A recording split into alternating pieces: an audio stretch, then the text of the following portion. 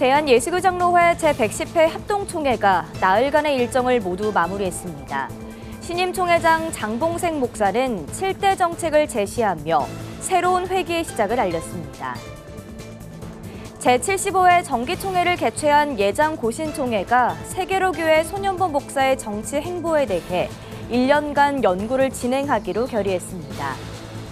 기장 제110회 총회에서 성소수자 목회연구특별위원회 신설안이 표결 끝에 기각됐습니다. 100명 중 95명이 다시 사용하는 성경의 바이블 애플의 인기 비결을 살펴봤습니다. 김제 신광교회가 에티오피아 선교사 파송 예배를 드리며 세계 선교 사명을 다시 한번 다짐했습니다.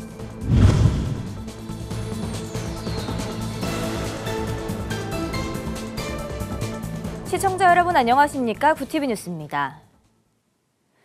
대한예수교장로회 합동 제110회 총회가 나흘간의 일정을 모두 마무리했습니다. 진통 끝에 출범한 새 지도부는 교회의 신뢰를 회복하고 7대 정책을 실현하겠다고 밝혔는데요. 목회자 정년 연장과 여성 안수에 대한 교단의 입장도 명확히 했습니다. 보도에 배보경 기자입니다. 22일부터 나흘간 진행된 대한예수교장로회 제110회 합동총회 일정이 마무리됐습니다. 이번 총회의 핵심 키워드는 자격 논란. 총회 시작 전부터 불거진 목사 부총회장 자격 논란은 개회 후에도 계속됐습니다. 장소를 제공한 충영교회 당에는 총대들이 강단을 점거할 시 모든 전원을 차단하고 총대를 퇴장시키겠다는 뜻을 밝히기도 했습니다. 이런 여파는 둘째 날까지 외부 언론 비공개로 이어졌지만 단독 후보 임원들의 선출 확정과 서기, 부서기 후보의 경선이 마무리되며 총회는 다시 균형을 되찾았습니다. 제110회 총회장으로 선출된 장봉생 목사는 잘하겠다는 짧은 취임사로 신뢰는 말보다 행동으로 보이는 것임을 천명했습니다. 잘하겠습니다.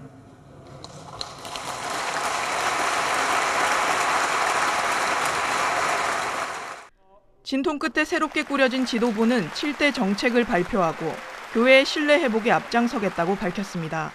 7대 정책에는 교회의 신뢰 회복을 위한 나눔과 도덕성의 회복이 강조됐고 개혁주의 세계 지도자 네트워크 구축과 정책총회 체제 안착, 목회자 연금제도 개선 등이 핵심 과제로 담겼습니다.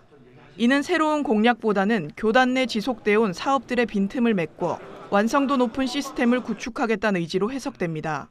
사흘간 이어진 회무에선 다양한 안건이 다뤄졌습니다. 이 중 눈에 띈 건 목회자 정년 연장 문제로 기존 70세인 정년을 75세로 연장하자는 안건은 부결됐습니다. 다만 기존 헌법을 유지하되 지교회와 노회의 형편에 따라 처리할 수 있도록 결의했습니다. 또 목사의 자격을 기존 만 29세 이상인 자에서 만 29세 이상의 남자로 수정하며 여성 목사 안수에 대한 보수적인 교단의 입장을 드러냈습니다. 한편 새로운 지도부는 총회 마지막 날 7대 정책의 일환인 세계개혁주의 교단 및 아시아교회 지도자 대회를 열고 본격적 정책 실현에 돌입했습니다. 구티비 뉴스 배보경입니다.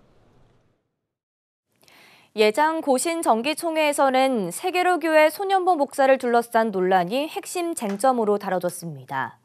총회는 논의 끝에 손 목사의 정치 행보에 대해 총회 신학부와 교수들의 연구를 거쳐 1년 뒤 최종 입장을 내기로 했는데요. 선거법 위반 혐의로 구속된 손 목사의 구속 적부심이 기각된 데에 대해서는 구속을 규탄하는 입장을 냈습니다. 권현석 기자가 보도합니다. 천안 고려신학대학원에서 열린 제75회 대한예수교장로회 고신 정기총회. 총 570명의 총대가 참석한 가운데 예배와 임원 선거, 각종 안건 처리가 진행됐습니다. 새 회기를 이끌 신임 총회장엔 전임 부총회장 최성은 목사가 선출됐고 부총회장의 포도원교회 김문훈 목사와 잠실중앙교회 장상환 장로가 사무총장의 가음정교회 제인호 목사가 각각 당선되면서 신임 임원진이 확정됐습니다. 총회와 교회들을 참석하기 위해 숨기도록 하겠습니다. 그리고 총회사나 교회들이 함께 상생하는 일에 최선을 다하겠습니다. 이번 총회에선 선거법 위반 혐의로 구속된 세계로교회 손연보 목사 문제가 최대 쟁점이었습니다. 일부 목회자와 성도들은 그의 정치적 행보를 비판하며 교단 차원의 명확한 입장을 촉구했지만 총회 임원단은 손 목사 구속을 종교 탄압으로 규정하는 성명을 발표해 논란이 이어졌습니다. 총회 현장에선 손 목사의 징계를 촉구하는 집회도 열렸습니다. 미움과 저주를 퍼부으며 실정법 위반으로 잡혀 들어간 소년보호를 멈춰 주십시오. 소년부라는 인물 뒤에 숨어서 현대판 신사참배 같은 이 일에 동참하지 말아 주십시오. 총회 임원단은 사법부 판단을 존중한다면서도 도주 우려를 이유로 목회자를 구속한 건 과도한 처사라는 입장을 밝혔습니다. 지금까지 성실하게 수사에 임했고 그리고 협조하고 있는 상태에서 구속 수사를 한다는 것은 목회자에 대해서 이거는 조금 가하다. 우리 총회 임원회에서는 이것은 좀 수용하기 힘들다. 총회 기간 중 손 목사의 구속적 부심이 기각되자 총회 측은 긴급 헌의안을 통해 불구속 재판을 촉구하는 추가 성명도 발표했습니다. 총회 측은 성명에서 우리는 손 목사의 구속이 다른 목회자에 대한 선례가 될 것을 우려한다고 밝혔습니다. 이런 일을 당한 손 목사님과 그의 가족들과 노예에 주님의 위로와 주님의 긍휼이 있기를 바랍니다. 이런 일이 다시는 발생 않기를 주님의 이름으로.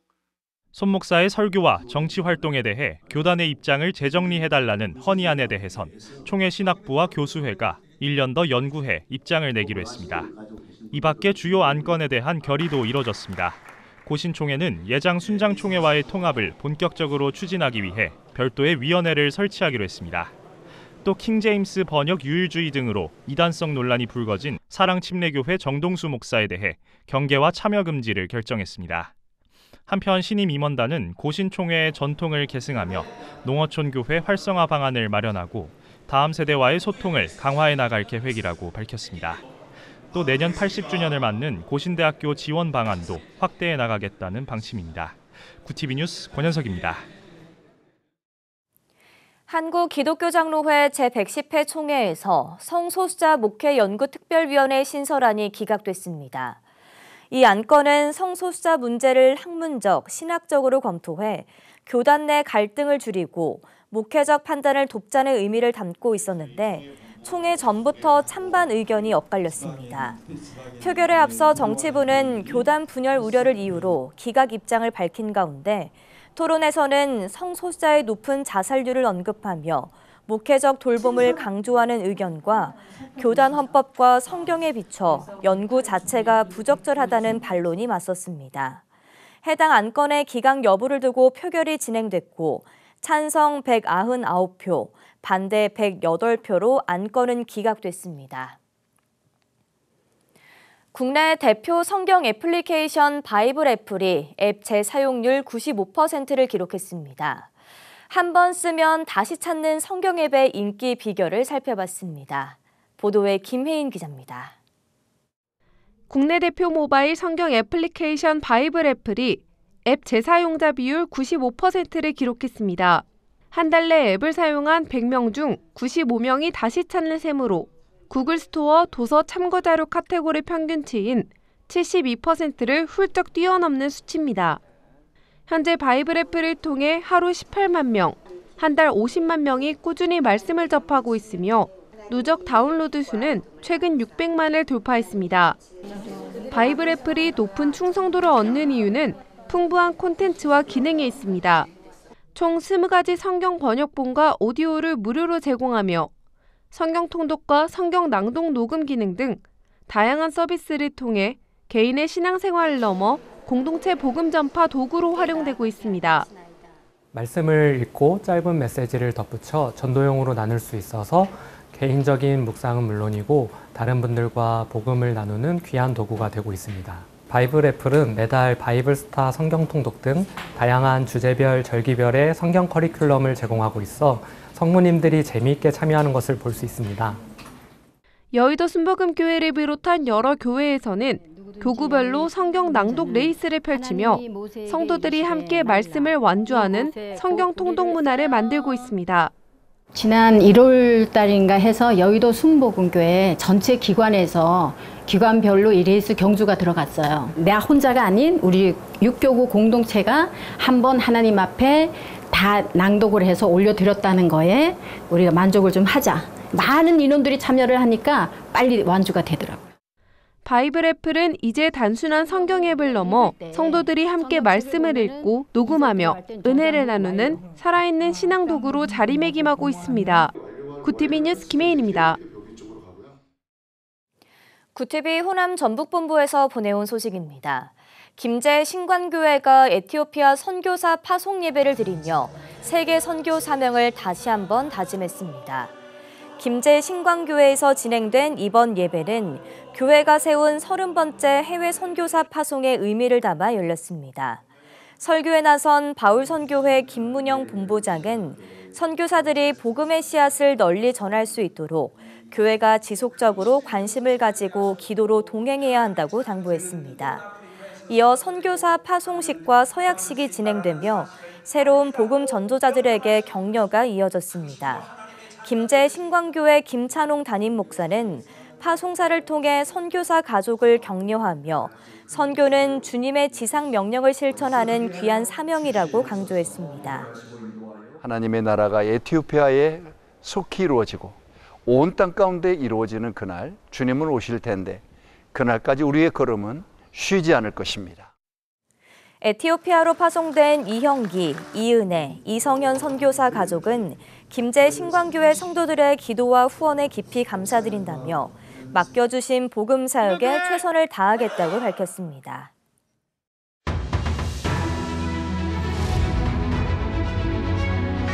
오늘의 이슈포커스입니다. 권성동 국민의힘 의원이 윤석열 전 대통령과 윤영호 전 통일교 세계본부장의 만남을 주선한 사실을 특검 조사에서 인정한 것으로 확인됐습니다. 권 의원은 최근 조사에서 2022년 3월 22일 윤 전 본부장을 대통령직 인수위원회 사무실로 데려가 당선자 신분의 윤 전 대통령과 만나게 했다는 취지로 진술했습니다. 특검은 이번 진술을 토대로 통일교 로비 의혹 수사를 이어가고 있습니다. 현지 시간 24일 이재명 대통령은 뉴욕 유엔 본부에서 스콧 베센트 미 재무장관을 만나 한미 관세 협상 관련 사항을 논의했습니다. 이 대통령은 안보 협력이 잘 진행되는 만큼 통상 분야도 합리적 협의가 필요하다며 상업적 합리성과 국익에 부합하는 방향을 기대한다고 밝혔습니다. 베센트 장관은 한미 동맹의 굳건함을 강조하며 조선 분야에서의 투자 협력이 중요하다고 전했습니다.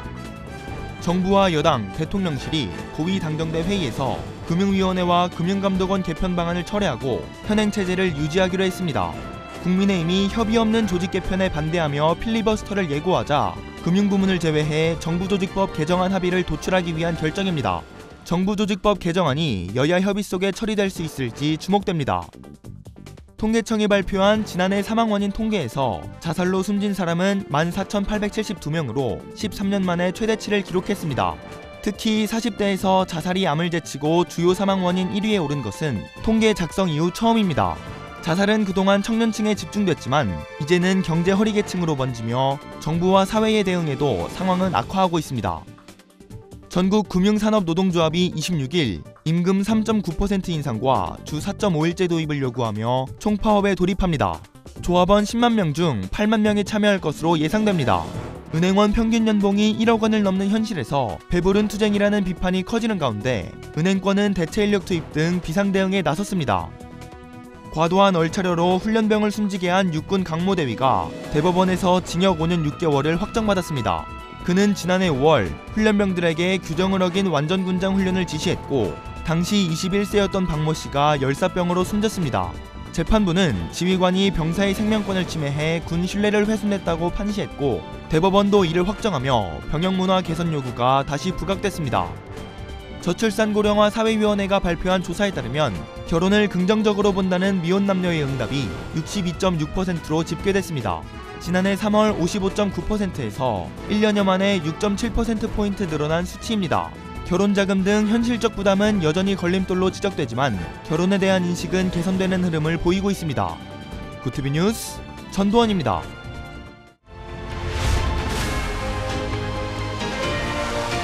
구티비 월드와이드입니다. 미국 정부가 현지 시간 24일 유럽산 자동차와 자동차 부품에 15%의 관세율을 적용하기로 했습니다. 일본에 이어 유럽도 15%로 정리되면서 25%를 적용받은 우리나라 자동차 업체들의 부담이 가중되고 있습니다. 한미 관세 협상을 조속히 마무리해야 한다는 압박이 높아진 가운데 이재명 대통령이 방미 일정 중 현지 시간 24일 미 재무장관과 관세 현안을 논의한 것으로 전해졌습니다. 도널드 트럼프 미국 대통령이 우크라이나가 유럽연합의 지원으로 전쟁에서 승리해 본래 영토를 탈환할 수 있다고 언급했습니다. 유럽은 기존 입장과 달라진 발언에 안도하면서도 실제 정책 변화인지에 대해서는 의구심을 표했습니다. 전문가들은 트럼프 대통령이 전략적 모호성을 유지하며 미국의 역할을 축소하고 유럽의 책임을 강조하는 것이라고 해석했습니다. 현지 시간 24일 뉴욕타임스에 따르면 텍사스주 이민세관 단속국 RCE 시설을 겨냥한 총격 사건이 발생했습니다. 사건을 저지른 남성은 건물을 향해 조준 사격한 후 스스로 목숨을 끊었으며 미 연방수사국 FBI는 소지 탄환의 탄피에 RCE에 반대한다는 의미인 안티-RCE 문구를 확인했습니다. 일각에서는 이 사건이 2주 전 발생한 청년 보수 운동 지도자 찰리 커크 피격 사건처럼 정치적 동기에서 계획됐을 가능성을 제기하고 있습니다. 도널드 트럼프 미국 대통령의 임신 중 타이레놀을 가급적 피하라는 기자회견을 둘러싸고 논란이 확산되고 있습니다. 의료계와 세계보건기구는 뚜렷한 인과관계가 증명되지 않았다고 반박했습니다. 동시에 정치권은 광범위한 주장을 펴려면 매우 신중해야 한다며 트럼프 대통령의 발언에 우려를 표했습니다. 논란이 커지자 백악관 측은 복용 여부는 개인 상황에 따라 의료진 판단에 따를 것이라는 답변으로 진화에 나섰습니다. 시진핑 중국 국가주석이 현지 시간 24일 미국 뉴욕에서 열린 유엔 기후 정상회의 화상 연설을 통해 온실가스 배출 저감 계획을 밝혔습니다. 중국의 온실가스 배출량을 2035년까지 고점 대비 최대 10%까지 줄인다는 것이 주요 골자입니다. 전날 트럼프 미국 대통령이 유엔 총회 연설에서 기후변화 대응과 탄소 저감 정책을 전 세계에 저질러진 최대의 사기극이라고 비판한 것과 대비되는 행보입니다. 로이터 통신에 따르면 현지 시간 24일 덴마크 상공에 정체불명의 드론이 또다시 출몰해 올버르 공항이 일시 폐쇄됐습니다. 이는 22일 덴마크 수도 코펜하겐과 노르웨이 수도 오슬로에 드론이 출몰해 공항 운영이 중단된 지 이틀 만입니다. 메테 프레데릭슨 덴마크 총리가 22일 사건과 관련해 러시아의 소행 가능성을 배제할 수 없다고 언급한 가운데 유럽에서는 잇따른 드론 출몰로 불안감이 커지고 있습니다. 시인 윤동주의 기념비가 일본 도쿄 리쿄대에 들어섭니다. 윤동주 시인이 일본 유학 당시 첫 진학했던 리쿄대는 그가 작성한 편지 복사본을 상설 전시에 기념해왔습니다. 기념비에는 시인의 사진, 양력, 쉽게 쓰여진 시 한글 원문과 일본어 번역, 설명용 QR코드가 수록됩니다. 제막식은 다음 달 11일로 예정됐습니다. 굿TV 뉴스 이유진입니다.